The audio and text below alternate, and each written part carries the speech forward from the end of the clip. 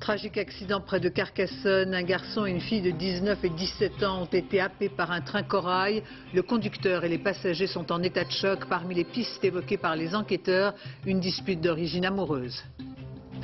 25 cas de légionellose en Rhône-Alpes, dont 3 nouveaux cas aujourd'hui. Le préfet décide d'interdire les brumisateurs sur les fruits et légumes en attendant les résultats des tests. En Ouzbékistan, la rébellion matée dans le sang. Certains témoins évoquent plusieurs centaines de morts. Le président pro-russe attribue aux islamistes ces violences. Les journalistes sont expulsés. Le studio Harcourt, célèbre pour ses photos en noir et blanc qui ont fait le tour du monde, fête ses 70 ans, portraits inoubliables, un style, une lumière reconnaissable entre tous devant l'objectif des stars du monde entier, mais aussi des anonymes. Et puis le Festival de Cannes avec le deuxième film français en compétition, Caché avec Daniel Auteuil et Juliette Binoche, un film de Michael Haneke sur le thème de la culpabilité. Juliette Binoche qui est l'invitée de ce journal. Madame, Monsieur, bonsoir. Commençons ce journal par ce drame qui s'est produit près de Carcassonne. Dispute amoureuse, suicide ou accident, les enquêteurs s'interrogent. Il était 22 h hier lorsque près d'une gare désaffectée, 2 jeunes de 17 et 19 ans ont été happés par un train corail. Le conducteur a actionné le freinage d'urgence. Véronique Gaglione, Françoise Mazou. Dans la courbe des rails, la visibilité est mauvaise. Et puis il pleuvait, il faisait nuit. Le corail d'hier soir arrivait de Toulouse à 160 km/h. Les trains ne s'arrêtent plus ici depuis longtemps. Le conducteur a vu trop tard 2 ombres sur la voie. Même s'il y a une réaction spontanée qui est prévue, il y a prévu une réaction d'urgence, si les jeunes adolescents étaient sur la voie, d'abord peut-être ils ont été surpris, puisque s'ils étaient dans leur contexte et dans leur discussion, et puis ensuite, donc même compte tenu de la vitesse, ça se passe très très vite. Le village a perdu 2 jeunes, tués sur le coup, lui 19 ans et elle 17. Ils se seraient disputés, séparés de leurs amis et partis vers la gare, pas par hasard. C'est ce que semblent confirmer les auditions des enquêteurs. Ils étaient sur la voie, semble-t-il, compte tenu des constatations, l'un et l'autre, très à proximité. Rupture amoureuse, menace de suicide, certains au village le laissent entendre. D'après les on-dit et ce que j'entendais là, il se serait jeté, le petit. Et elle, on ne sait pas si elle a voulu l'en empêcher. Je l'ai côtoyé souvent. Un petit couple, je vous dis vraiment, de jeunes sans histoire. Et vraiment, c'est pour ça que ça fait mal. Les abords des rails sont accessibles, le grillage démonté. 120 convois circulent chaque jour ici. Mais la SNCF en appelle à la vigilance de chacun. Elle ne peut pas surveiller ces 32 000 km de voies.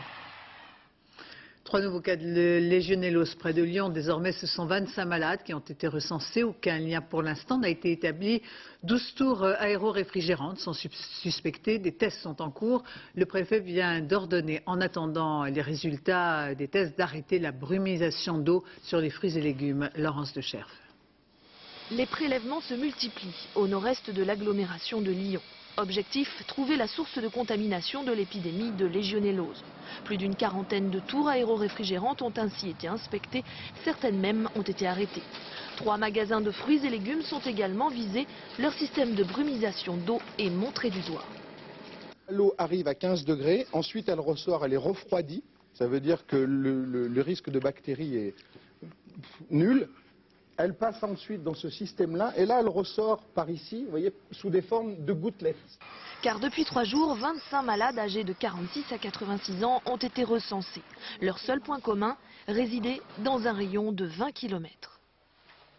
Fièvre élevée, de petites atteintes respiratoires, gênes respiratoires, tout importantes, manifestations digestives associées, douleurs musculaires intenses, qui fait tout à fait partie du tableau classique de la légionellose. Une contamination par inhalation de micro-gouttelettes infectées, mais aucune contagion possible à la légionellose. Pas de psychose dans la région, mais les médecins sont vigilants. Quand on tousse, qu'on a un syndrome grippal et qu'on a de la fièvre, il faut consulter. Mais je veux dire, il ne faut pas s'affoler devant une petite toux, il n'y a pas de fièvre du tout. D'ici une semaine, les résultats des analyses seront connus et permettront peut-être de résoudre le mystère de cette épidémie. Elle se faisait passer pour une banquière et elle est soupçonnée d'avoir abusé de la crédulité d'une 50aine de personnes âgées qui lui ont ouvert la porte. C'est alors que cette femme de 40 ans faisait main basse sur les bijoux, l'argent liquide et les cartes de crédit. Elle a été arrêtée. Gilles Marinet, Bruno Vignet. Elle sortait de la banque, toute proche, où elle avait retiré quelques billets. Mais le 30 janvier 2004, la vieille dame est suivie, son digicode noté. Quelques minutes plus tard, on sonne à la porte. Une femme qui se dit employée de la banque demande à vérifier la carte bleue. Mesure de sécurité, dit-elle. La vieille dame accepte. Je lui fais voir ma carte, elle regarde. Non, la vôtre, ça va, elle est juste bien. Elle repose la carte sur la table. Je l'accompagne à la porte, je me retourne, il n'y avait plus de carte sur la table. Mais c'était un truc de passe-passe, hein. Fernande Fratellini a le réflexe d'appeler sa banque. L'escroc n'aura pas le temps d'utiliser la carte. Mais l'ancien artiste de cirque a désormais perdu confiance dans la sécurité de son immeuble. Pour 54 autres personnes, toutes âgées de plus de 80 ans, l'escroquerie est allée au bout. Cartes, argent, bijoux ont été dérobés par la banquière qui a déjoué la police durant plus d'1 an. Quelquefois, les personnes âgées, quand on interpelle l'auteur, ne sont malheureusement plus présentes pour les reconnaître, ont des difficultés à cause du choc psychologique pour les reconnaître, ou même ont peur de les reconnaître. Tout ça, les auteurs le savent et ils en profitent. C'est ça qui est absolument ignoble. Difficulté supplémentaire, la fausse banquière n'avait pas de domicile fixe. Lors d'une confrontation dans les locaux de la première division de police judiciaire, plusieurs de ses victimes l'ont identifiée. Après l'incendie d'un hôtel parisien qui a fait 24 morts il y a un mois, la principale suspecte involontairement à l'origine du drame a été remise en liberté sous contrôle judiciaire. Une compagnie aérienne turque, après des contrôles de l'aviation civile, a été interdite de vol sur le territoire français. Pour les mêmes raisons, les Pays-Bas et l'Allemagne ont suspendu le trafic de Nurair. La compagnie menace de poursuivre les pays qui ont interdit la compagnie aérienne. Gilles Marinet, Bernard Connor. On est là dans l'aéroport, personne ne s'inquiète de comment vont les femmes enceintes, que font les enfants. On est arrivé, il était 6h30, il n'y a même pas une annonce officielle, on nous invite même pas à aller dans un salon ou quelque part. Non. Il est 16h à Roissy et ses vacanciers ne décolleront pas pour la Turquie. Après la Hollande, l'Allemagne et la Suisse, la France vient de suspendre les vols de la compagnie Honour Air. De sérieuses déficiences de sécurité auraient été constatées. Alors pour tourner la difficulté, le voyagiste a déplacé le départ à Charleroi, mais avec le même avion. Ils ont quand même eu l'autorisation en Belgique et on nous envoyait ce matin à 6h en Belgique pour décoller. Voilà. Je ne veux pas un deuxième Sharm el-Sheikh, on ne décolle pas. Une compagnie indésirable dans le ciel de 4 pays, mais autorisée dans les autres, l'Europe aérienne cafouille. Ces touristes ont finalement obtenu de partir demain avec une autre compagnie. Mais le voyagiste espère bien imposer aux passagers des vols suivants la solution belge, donc Honour Air. La compagnie qui va se charger de leur transport, en fait, c'est toujours Honour Air. Vous volez sur cette compagnie qui est interdite. Interdite en France, en Hollande, en Allemagne, en Suisse. Mais pas en Belgique. Pas en Belgique. Créée en 1992, la compagnie possède 28 avions et s'est taillée de solides parts de marché. Un succès commercial qui ne serait pas étranger, selon ses dirigeants, à la sanction qui la frappe. 40 000 voyageurs sont concernés ce week-end. Le rapatriement de ceux qui sont bloqués dans les aéroports s'organise. 2500 ont pu quitter la Turquie aujourd'hui. Sur la route, accident en série en Haute-Garonne, sur l'A64, des troupeaux de bovins ont envahi en pleine nuit cet axe routier, le péage. Au total, 5 carambolages. Un passager a été gravement blessé, 7 autres plus légèrement. Des grêlons gros comme des billes se sont abattus dans la région de Bergerac, détruisant 400 hectares de vignes. Des orages qui ont balayé des plants encore tout jeunes et donc particulièrement fragiles, provoquant l'inquiétude des viticulteurs. David Bazier, Sébastien Anglade. Sur les bords des routes, il y a encore de gros paquets de grêlons. Les vignes de Bergerac ont été recouvertes comme par une couche de neige. Pour ces viticulteurs, 7 minutes extrêmement violentes d'orage et de glace. Tout d'un coup, un tourbillon blanc, blanchâtre, sur toute la propriété. On ne voyait pas à 5-6 mètres, c'était impressionnant. Et là, ça a été des grêlons à outrance. Une catastrophe, ruiné. Richard Yaya est un jeune viticulteur qui venait juste de s'installer. Chez les voisins, les vignes sont intactes. Chez lui, les cèpes n'ont plus une feuille, un vrai paysage d'hiver. Sans stock, sans trésorerie, c'est la vie rêvée de vignerons qui s'écroule.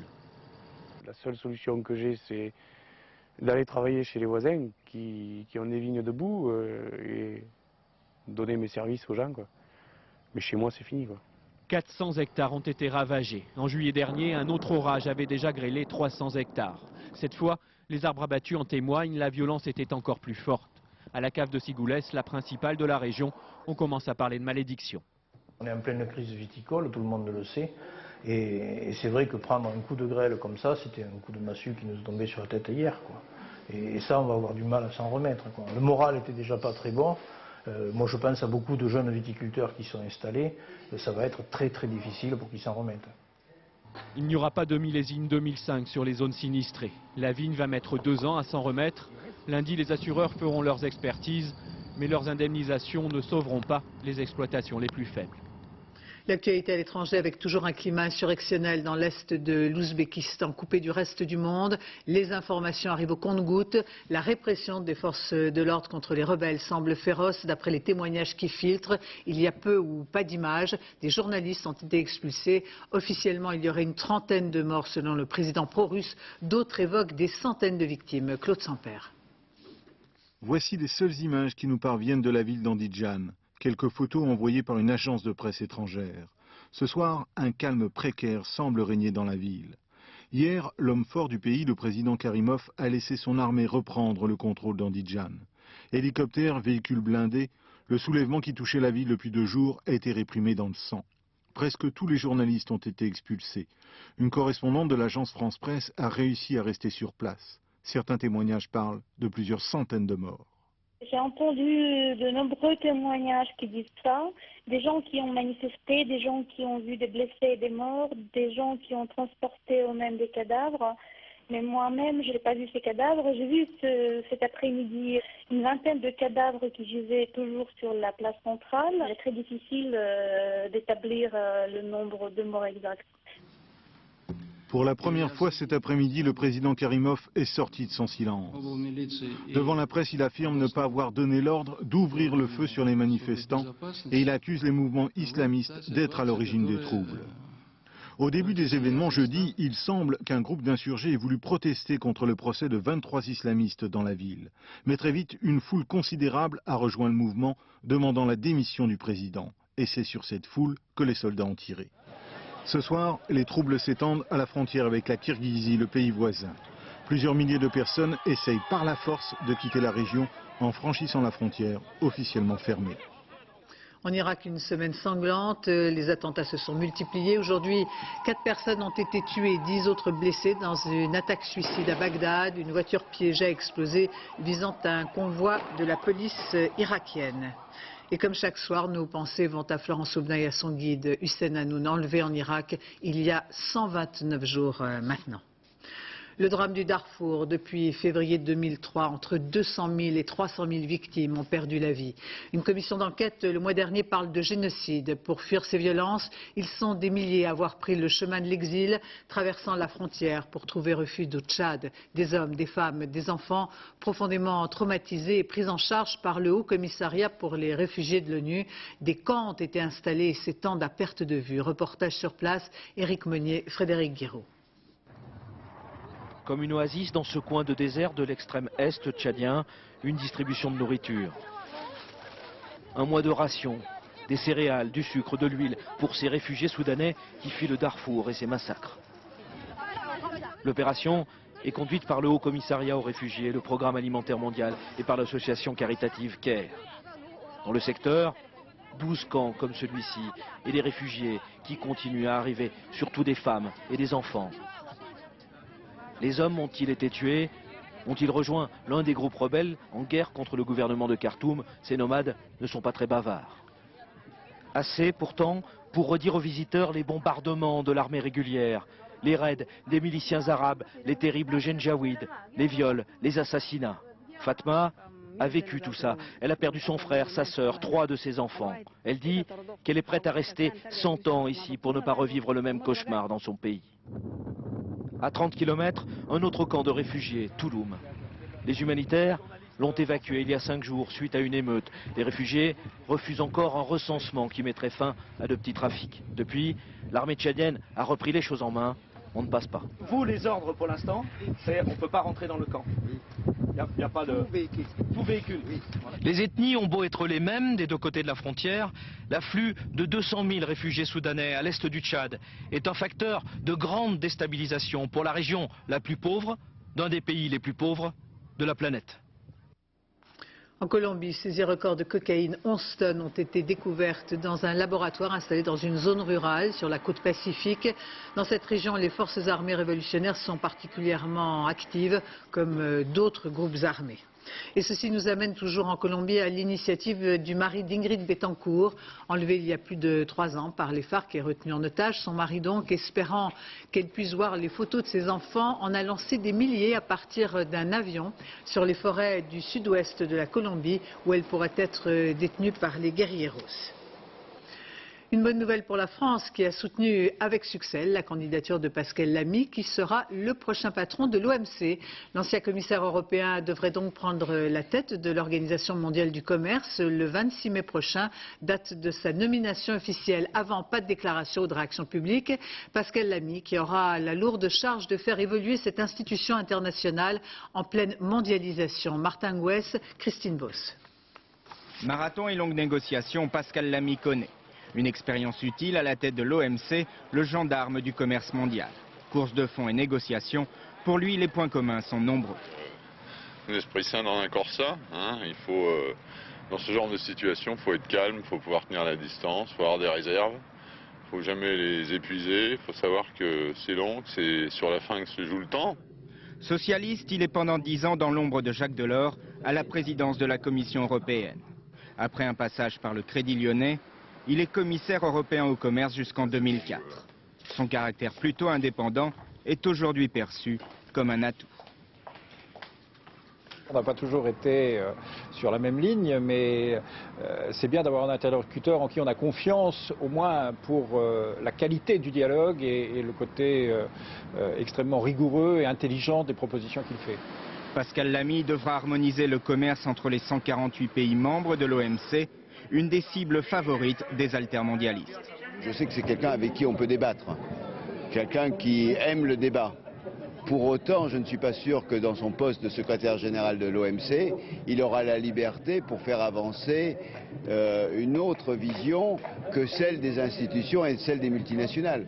Le prochain patron de l'OMC aura 1 an pour boucler un round de négociations commerciales lancé en 2001. Le référendum sur la Constitution avec ce nouveau sondage IFOP qui donne le retour du non avec 54% des intentions de vote, 46% se déclarent pour le oui. Les jours se suivent et ne se ressemblent pas. Hier, le oui était en tête selon un autre sondage avec 52%. Rien n'est joué.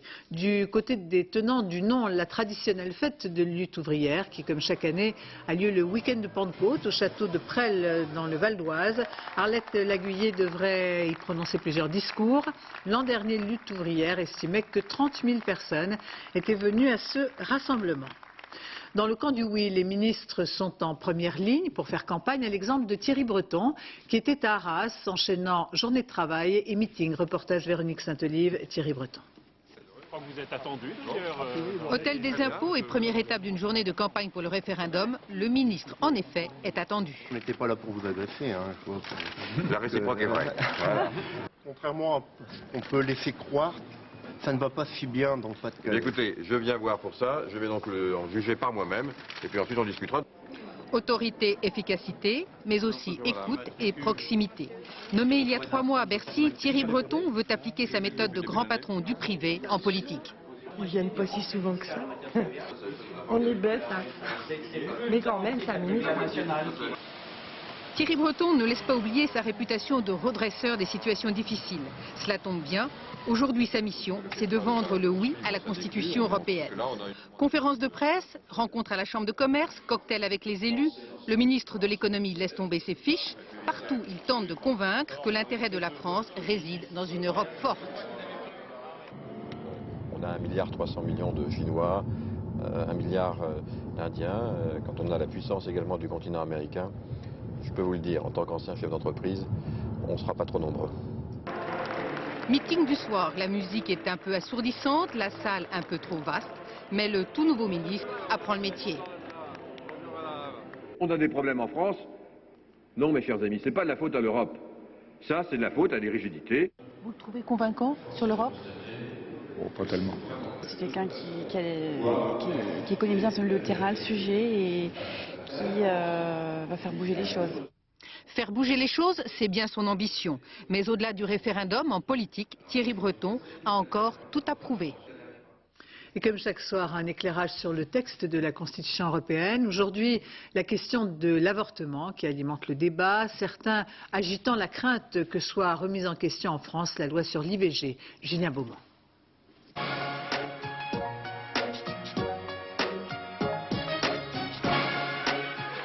C'est l'un des articles qui soulève le plus de polémiques.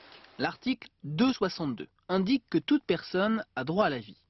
Pour les partisans du non, ce texte pourrait remettre en cause le droit à l'IVG. Faux, selon les pro-oui. Il se réfère à cet avis du Conseil d'État de 1990 où il est dit que la loi française sur l'avortement est compatible avec les textes européens. En fait, la réglementation dépend de chaque pays. Dans 22 États sur 25, l'avortement est autorisé. Ce n'est pas le cas dans 3 pays, l'Irlande, la Pologne et le Portugal. Les pro-avortement voudraient une harmonisation que le texte ne permet pas. Chaque État est donc libre de ses décisions. Les socialistes portugais veulent d'ailleurs organiser une consultation pour changer leur loi nationale. Pour ce week-end de Pentecôte, un nouveau sondage qui affirme que plus de la moitié des Français n'iront pas travailler ce jour de solidarité. D'après l'IFOP, pour le journal Ouest France Dimanche, 55% des personnes interrogées ne seront pas à leur travail, dont 28% en congé ou en RTT, 14% seront en grève, enfin 13% parce que leur entreprise sera fermée. En revanche, 44% des Français affirment que pour eux, le lundi de Pentecôte sera un jour comme les autres. Et puis un avant-goût de vacances avec ces piscines dont raffolent les Français, un marché en pleine expansion. Et contrairement à ce que l'on pense, c'est dans la moitié nord de la France que les chantiers se multiplient. Elisabeth Esley, Laurent Hirsch. Les premiers coups de pioche ont été donnés il y a 4 jours. Le chantier est impressionnant. Une vraie piscine dans son jardin, ça se mérite. Mais les adeptes sont de plus en plus nombreux en toute région, surtout depuis la canicule de 2003. Entre 2001 et 2004, le nombre de bassins a augmenté de 70% dans le nord et de 15% en Île-de-France. Réel enthousiasme, ici, à 1 heure de Paris, toute la famille se baigne de mai à fin septembre. On profite pratiquement tous les jours l'été. Entre midi et 2, quand on rentre du boulot, on en profite. On est continuellement, dès qu'on peut plonger, on plonge. Ça permet aussi de rester à la maison et de ne pas rester devant la télé peut-être. Et de ne pas aller à l'extérieur, ni à la mer, où on n'a pas les inconvénients du sable. Vous avez la piscine rectangulaire comme ça? Cet installateur, qui travaille principalement dans le département de l'Essonne, n'avait jamais établi autant de devis. Son client serait intéressé par une piscine couverte et chauffée, mais le montant de la facture le fait hésiter. En région parisienne, le marché piscine intérieure reste tout petit. C'est-à-dire que ça doit représenter 10% du marché. Ouais. Tout simplement pour des problèmes de coût. 20 000 € pour la piscine et lorsqu'elle est couverte, il faut compter le double. 20 000 €, c'est un minimum pour une piscine enterrée tout installée, alors qu'un bassin hors sol coûte en moyenne 10 fois moins cher. Malgré tout, les 3/4 des installations sont de vraies piscines. Devenues bien d'équipement et plus-value immobilière, elles incitent les Français à se jeter à l'eau. Du sport avec d'abord une belle performance en tennis. Le Français Richard Gasquet s'est qualifié pour la finale du Master de Hambourg. À 18 ans, le jeune joueur fait un parcours sans faute et pourrait faire figure de favori à Roland-Garros. Nathalie Deringsa. En ce moment, c'est un peu l'artiste qui monte. La cote de Richard Gasquet est au plus haut. Il faut dire que depuis 2 mois, le jeune Français ici en bas de l'écran enchaîne des bonnes performances. Il a tout juste 18 ans, mais tape la balle avec talent. Ses adversaires semblent impuissants. Son fan club peut avoir le sourire. À Hambourg, face au Belge Rocus, Gasquet n'a perdu que 2 jeux. Le voilà qualifié pour sa première finale d'un tournoi du Masters Series, une référence. C'est vraiment un gros résultat d'être ici en finale à Hambourg dans un Masters Series. C'est sûr qu'il n'y a pas énormément de Français qui ont fait ça. Je pense que le dernier c'était Grosjean à Bercy, si je ne me trompe pas. Donc non, c'est sûr que ça fait partie de l'histoire, mais bon, voilà, j'espère que j'en jouerai d'autres par le futur. Après sa victoire expéditive en demi-finale, demain Richard Gasquet retrouvera Roger Federer, le numéro 1 mondial. Une belle empoignade en perspective, juste avant Roland-Garros. Quant à Amélie Mauresmo, elle sera en finale du tournoi de tennis de Rome. Elle a battu la Russe Vera Zvonareva 6-2, 6-4. Si Versailles m'était compté, ça n'est ni du cinéma ni de la littérature, mais une décision historique. Le château de Versailles va retrouver son unité et avec 25 000 nouveaux mètres carrés, ceux occupés par le Parlement qui a accepté de restituer ses locaux. Sophie Jouve, Emmanuel Gagné. Je pense que c'est très bien qu'on ait le droit de visiter notre château. Et oui, c'est une petite révolution. Nos députés et nos sénateurs renoncent enfin à la vie de château. Car depuis la Troisième République, les élus occupaient les ailes de ce joyau de la monarchie, soit un tiers de sa superficie. 25 000 mètres carrés au total, que Jean-Louis Debré a décidé de restituer à l'établissement public de Versailles. Oui, tiens, je vais vous montrer, là, on va passer par une belle galerie, là, venez, venez. Le bureau du président de l'Assemblée nationale, qui ne sert à pas grand-chose et qui va être rendu au public. Ce ne sera plus votre bureau Non, non. Pourquoi vous n'avez pas l'utilité? Parce que ça ne sert à rien. Il faut toujours supprimer ce qui ne sert à rien. Seul l'hémicycle du Congrès restera à la disposition du Parlement. Mais les présidents, les questeurs et les hauts fonctionnaires des assemblées devront renoncer à leur logement de fonction. Souvent sans objet, puisqu'ils en ont déjà un à Paris. Pour les responsables du château, au contraire, ces lieux récupérés ont déjà leur fonction. Ce qu'on peut dire, c'est qu'ils vont être mis vraiment à disposition du public pour améliorer l'accueil, pour améliorer l'information, la billetterie, mais aussi pour très vite mieux accueillir les scolaires qui actuellement ne disposent que d'une tente alors qu'ils sont plus de 300 000 à venir chaque année à Versailles. Bien sûr, la libération de Versailles ne s'est pas faite sans résistance. Le Sénat, lui, a traîné les pieds mais a fini par voter cette semaine la proposition de loi. Le château de Versailles sera bientôt rendu au peuple de France et aux visiteurs du monde entier. La première nuit des musées, c'est parti, c'est ce soir. Depuis 19 h, les musées sont gratuits et ouvrent leurs portes jusqu'à 1 h du matin. Une initiative qui concerne 700 musées en France et presque autant en Europe. Animation, spectacle avec un public peut-être rajeuni pour ces visites nocturnes. Il y a déjà du monde au Louvre ou au musée d'Orsay. À Paris, on pourra découvrir entre autres des sculptures du jardin du musée Rodin à la lueur d'une lampe ou d'une bougie, comme le souhaitait l'artiste. Des animations placées sous le signe des Lumières pour cette première nuit des musées. Isabelle Béchler, Mathieu Candal. L'hôtel Biron, qui abrite le musée Rodin à Paris, est l'un des 1000 et quelques musées européens qui ouvriront leurs portes gratuitement ce soir. Éclairages inédits, animations diverses et visites guidées sur le thème de la lumière sont au programme. Il y a bien 200 points d'éclairage, donc plus de 200 projecteurs. Il y a pas loin de 3 km de câbles, toutes sections confondues. Et on est disposé de 80 kg en puissance pour pouvoir éclairer le parc. Parcours mystérieux dans le parc du musée, à la recherche des statues de Rodin. C'est que ce soit rase. Rodin avait suggéré lui-même de découvrir ses sculptures de nuit à la lumière d'une bougie ou d'une torche. Oui, c'est beaucoup plus doux.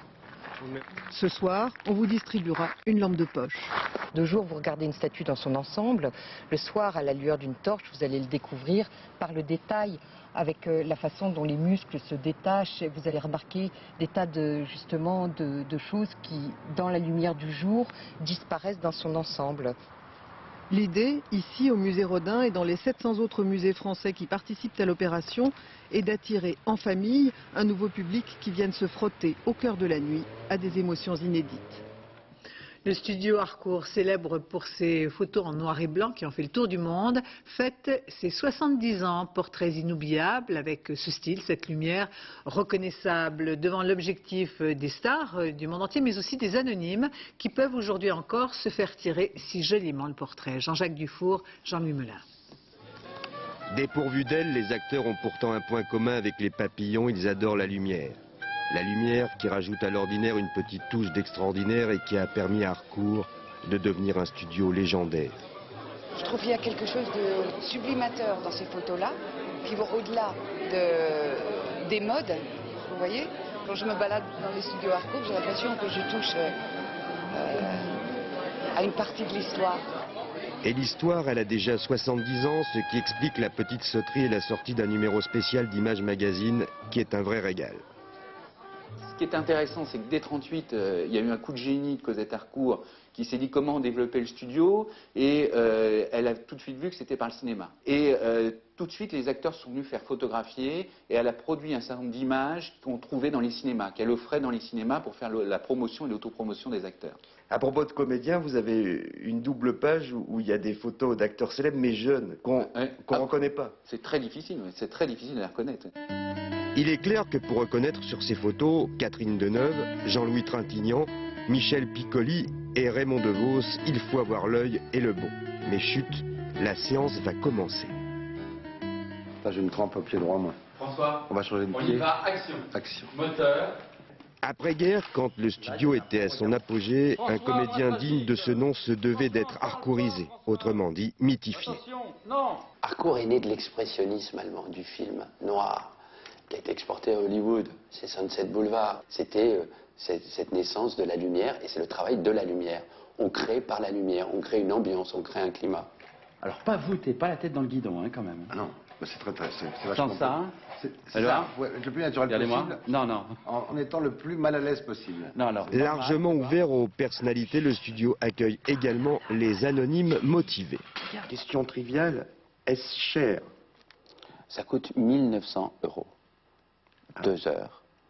Avec cher. Un tirage original, bien sûr, mais c'est une rareté, c'est une façon de travailler qui n'existe plus. Cela étant, il faut savoir que la photo est à l'acteur ce que la truelle est au maçon, un outil indispensable. Primordial même, puisque vous avez choisi uniquement sur la photo. Et donc c'est ça qui va faire, ah bah tiens, choisi, on va prendre rendez-vous, on va avoir un casting, on va pouvoir voir le metteur en scène, parce qu'il y a une photo qui accroche, etc. Après le metteur en scène, ah ouais, ah ouais, ah ouais. Qu'elle soit fixe ou animée, mensonge ou vérité, sage ou déjantée, l'image a également le pouvoir de nous faire rêver. Je vais intégrer la maison Harcourt en tant que photographiée officielle d'ici une semaine. Et j'en suis très heureuse parce que c'est une icône, c'est quelque chose de mythique cet endroit. Mythique car entre vous et moi, et que l'on aime ou pas, Harcourt c'est une certaine idée du portrait et des milliers de clichés opposent pour l'éternité le cinéma français. Justement, après la disparition d'Eddie Barclay hier, je voulais préciser qu'une messe sera célébrée mercredi à l'église de Saint-Germain-des-Prés, Eddie Barclay, qui sera enterré jeudi à Saint-Tropez sur ses terres. Le Festival de Cannes avec en projection depuis une demi-heure le deuxième film français en compétition, Caché, de l'Autrichien Michael Hanke, qui avait reçu le Grand Prix du jury en 2001 pour La pianiste. Cette fois-ci, il traite de la culpabilité avec Daniel Auteuil et Juliette Binoche, qui est notre invitée. Mais d'abord le film, l'histoire d'un couple sans histoire, harcelé de vidéos filmées clandestinement. Marie Joshua. Il est de ces cinéastes qui dérangent et fascinent. Plusieurs fois sélectionné, des prix mais pas de palme d'or, Michael Haneke, entouré de Juliette Binoche, Daniel Auteuil et de l'équipe de Caché, va encore bousculer les festivaliers avec ce qu'il appelle un thriller sur la culpabilité. Merci d'être de plus en plus nombreux à nous regarder. Bonsoir. L'histoire, un journaliste littéraire reçoit chez lui des cassettes vidéo anonymes et d'inquiétants dessins qui vont le ramener à un épisode dramatique de son enfance dont il se sent coupable aujourd'hui encore. Pourquoi avez-vous sifflé, monsieur? Une histoire simple qui, comme dans chaque film du cinéaste, possède plusieurs niveaux de lecture. Au-delà de l'intrigue, la culpabilité au sens philosophique du terme. Dès que la souffrance existe, on est responsable pour ça. Le simple fait que je vis avec toute cette luxe que nous vivons ici, ça nous rend coupables immédiatement. Et maintenant, c'est la question, comment réagir à ça?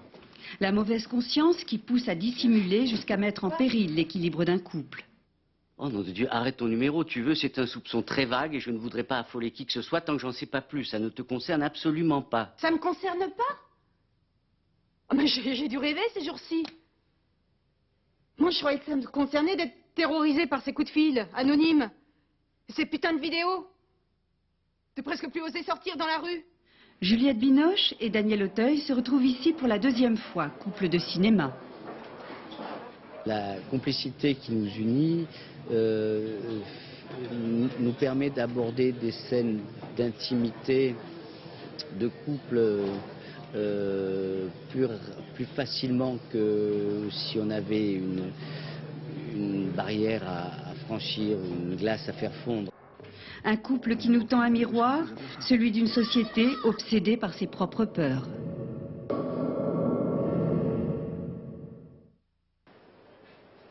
Avec nous, Juliette Binoche, bonsoir. En ce moment même est projeté le film de Michael Haneke. Alors, dans quel état d'esprit êtes-vous? Le cœur bat plus vite? Vous êtes impatiente ou vous êtes plutôt dans un état de fragilité? Une sorte de fragilité forte, on va dire. Comme on doit être en tant qu'acteur, c'est-à-dire disponible à toute éventualité intérieure pour transmettre les émotions du personnage, et à la fois forte parce que finalement d'interpréter un personnage qui n'est pas soi, ça donne de la force, parce qu'on doit traduire, on doit dire aux hommes, aux gens, ce qui se passe peut-être dans une histoire comme dans Caché, par exemple, de Michael Haneke. Alors précisément, ce film traite de la culpabilité et de la façon dont chacun d'entre nous y fait face. Est-ce que vous vous êtes retrouvé dans ce rôle? Est-ce que vous aussi, vous faites face et vous êtes envahi de culpabilité, peut-être même de ces frayeurs très présentes dans le film d'Haneke? Si ce n'est pas la culpabilité, en tout cas, ce serait la responsabilité. Je crois que si on fait face à ces responsabilités, à ce moment-là, la culpabilité part, on n'a plus de culpabilité. Alors dans ce film, vous y jouez une jeune mère de famille, je dirais une mère de famille sans histoire, loin d'une héroïne flamboyante. En quoi ce rôle vous a séduit, intrigué ou peut-être emballé? C'était un rôle un peu, une sorte de thriller psychologique pour moi. Les scènes que je joue dans le film, c'est avec Daniel Auteuil, et c'est un couple qui a vécu certaines années, donc il y a des sujets qui sont plus difficiles que d'autres. Et cette culpabilité, cette mémoire cachée dans le personnage de Daniel Auteuil fait en sorte que finalement c'est moi qui le fais sortir. C'est comme une sorte de sage-femme pour le personnage de Daniel Auteuil. Et dans un couple, finalement, c'est quoi? C'est s'aider l'un l'autre, à partager, à essayer de parler des sujets qui ne sont pas faciles, comme la trahison, la peur, les sentiments qui ne sont pas toujours faciles à exprimer. Cet après-midi, vous avez dit à Cannes, il est plus facile de travailler dans les films d'Haneke que de les regarder. C'est peut-être beaucoup dire. C'est vrai que sur les tournages, l'ambiance n'est pas la même que dans les films de Michael. Mais la force de son cinéma, c'est de nous faire poser les questions essentielles à l'être, à l'humain.